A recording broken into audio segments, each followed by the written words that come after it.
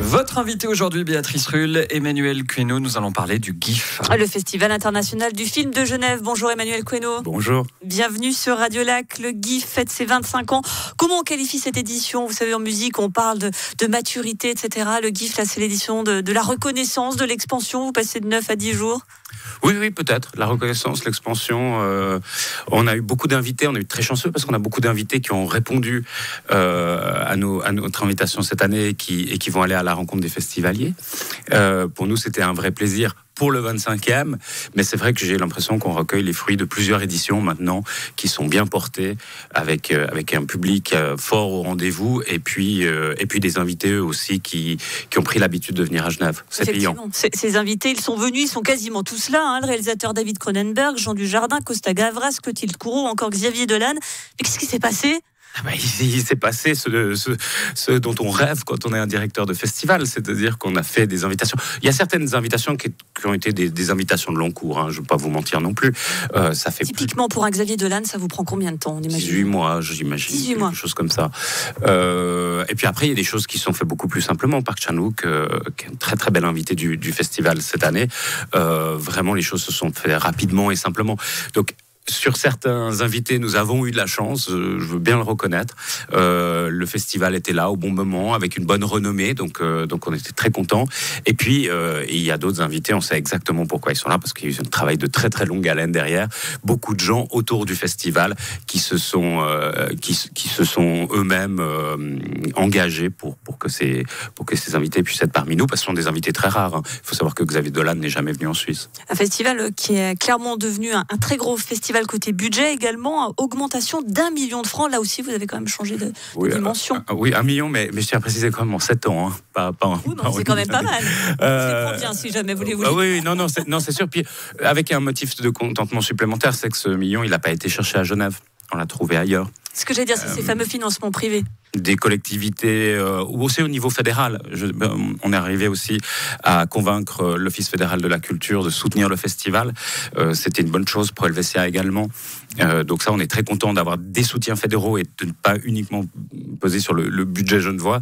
Et puis aussi beaucoup plus de privés, beaucoup plus de sponsors, beaucoup plus de partenaires. Avant le GIF, c'était le festival Tous Écrans. Ce côté Tous Écrans, vous y tenez et vous y maintenez. Donc il y a des films, des séries, un musée en réalité virtuelle, un nouvel espace de projection à 360 degrés uniquement pour les projets numériques. Le cinéma, finalement, ça ne se suffit plus à lui-même pour attirer les spectateurs. Si, d'ailleurs, il y a beaucoup de festivals qui ne font que du cinéma. Non, je pense que oui, sauf que Cannes aujourd'hui présente pas mal de projets en réalité virtuelle aussi. Mais non, c'est simplement que je pense que on est à un moment de l'histoire où disons, le festival, d'une manière générale, dans son ADN, il a toujours cherché à aller découvrir, voir ce qui se passait ailleurs que sur le grand écran. Ça, depuis toujours. À sa création, il s'est intéressé aux séries télévisées, aux formes télévisuelles, aux téléfilms. C'était une des toutes premières fois qu'un festival sérieux faisait un travail sérieux sur ces formes-là.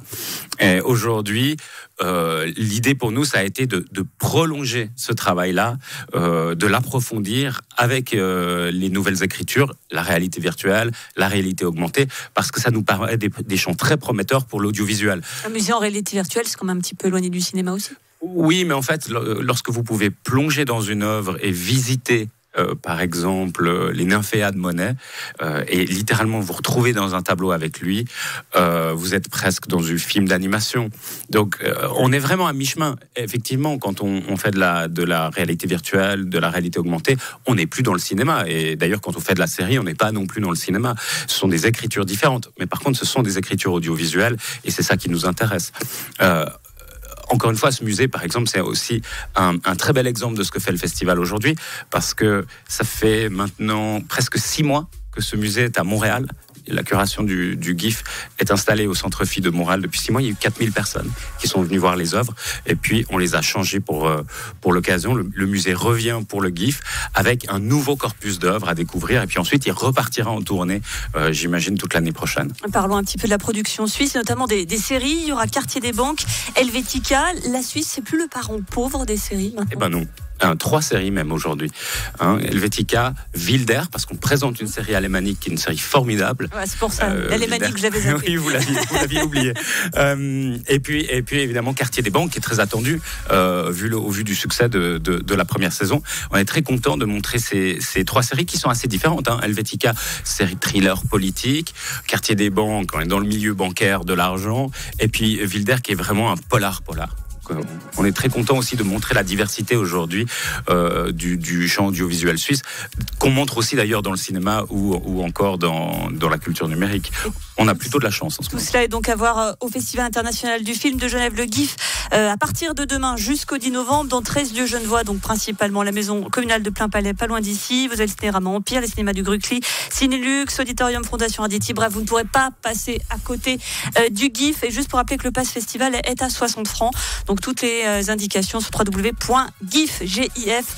Merci Emmanuel Queneau et bon festival. Merci à vous, merci beaucoup.